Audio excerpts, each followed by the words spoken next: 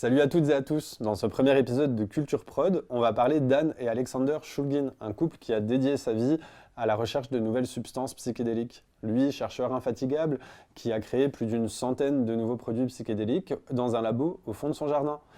Elle, thérapeute pionnière, s'attachant à développer de nouvelles formes de thérapie en proposant à ses patients les nouvelles molécules trouvées par son mari. Si de manière générale, Alexander Shulgin il est relativement connu dans le milieu des chimistes amateurs et des amoureux des psychédéliques, sa femme Anne reste bien souvent dans son ombre alors qu'elle a tenu une place hyper importante dans leurs recherches. Alexander était chimiste, biochimiste, pharmacologue et écrivain. Il est passé par les universités de Harvard, Berkeley et San Francisco. Le mec a quand même un petit niveau.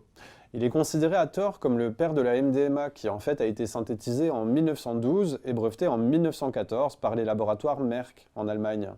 Mais la MDMA, elle a aussi été utilisée dans les années 50 par l'armée, parfois comme sérum de vérité et parfois pour faire en sorte que les soldats ne dorment pas ou peu. Je fais juste une petite parenthèse là, parce qu'on s'apercevra tout au long des épisodes que finalement, avant de se lancer dans la guerre à la drogue, les gouvernements du monde entier ont tenté de s'approprier et de tirer profit des différentes substances psychoactives. Mais revenons-en à Alexander. Au début des années 60, Shulgin travaille pour Dow Chemical. C'est là où il va mettre au point le Zectron, un insecticide biodégradable, le premier de l'histoire. Suite à ce succès commercial, la firme le laisse faire ses propres recherches au sein des labos de l'entreprise. Initié à la mescaline en 1960, il oriente ses recherches sur les drogues psychédéliques. En 1964, il synthétise le DOM, amphétamine proche de la mescaline. Mais le gouvernement américain ne voit pas d'un bon œil que les recherches sur les drogues psychédéliques se fassent à la vue de tous, et même s'ils ont pu faire appel à lui par le passé, ils lui mettront des bâtons dans les roues de manière continuelle. L'année suivante, en 1965, il est poussé à démissionner de Dow Chemical qui craint la mauvaise réputation qui entoure ses recherches.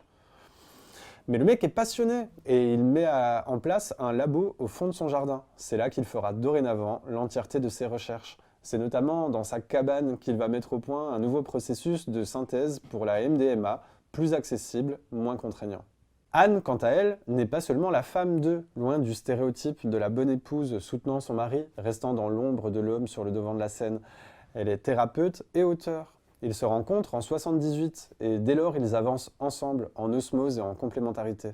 Lorsqu'Alexander découvrait une nouvelle molécule, il l'a testée d'abord sur lui, avec beaucoup de minutie et de précaution et de manière graduelle, jusqu'à trouver le dosage qui lui paraissait le plus adéquat. Il partageait ensuite sa découverte avec sa femme, Anne. Ces expériences étaient accompagnées d'énormément de prises de notes, de manière à décrire le plus précisément possible les effets de ces nouvelles drogues et leur potentielle utilisation. Problème, comment définir avec précision ce que l'on ressent lorsqu'on est sous l'emprise de psychédéliques ? Eh bien, en inventant des termes permettant de décrire ces sensations, comme par exemple avoir l'œil qui folâtre.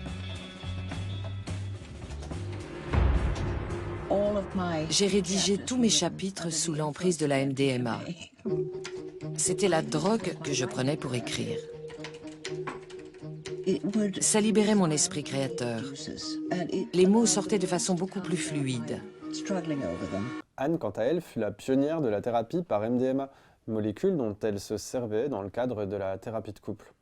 Mais elle a également utilisé le 2CB dans le traitement de certaines addictions. Elle a largement contribué à la démocratisation de l'utilisation de produits psychédéliques, comme par exemple dans le traitement de la dépression. Bon, on va aborder dans la dernière partie les deux principaux ouvrages écrits par les Shulgin. On a essayé de vulgariser, de synthétiser au maximum, mais il va y avoir un certain nombre de termes issus de la chimie et de la biochimie que je ne vais pas prendre le temps de définir, sinon cette vidéo serait beaucoup trop longue. Si ça peut paraître parfois un peu inaccessible, on s'en excuse, de même que pour les puristes, vous pourrez éventuellement nous reprocher des approximations. Comme d'hab, on vous met toutes les sources en description, donc n'hésitez pas à vous pencher dessus si ça vous intéresse. En 1991, ils écrivent avec un confrère, Pikal, A Chemical Love Story.